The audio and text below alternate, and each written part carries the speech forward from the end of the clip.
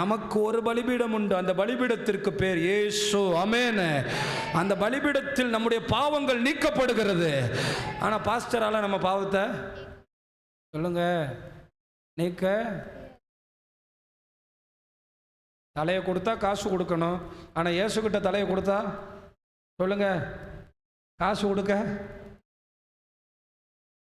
இப்போல்லாம் வீட்டுக்கு போய் ஜெபம் பண்ணாலே என்ன கொடுக்கணும், அப்படி ஒரு கலாச்சாரம் வந்துருச்சு. பாஸ்டர் வீட்டுக்கு போனாலே என்ன கொடுக்கணும். நான் எதிர்பார்க்கலை, நீங்கள் நல்லா இருந்தால் போதும். அல்லேலூயா. இப்படி யாராவது சொல்லுவாங்களா? நான் சொல்கிறேன்.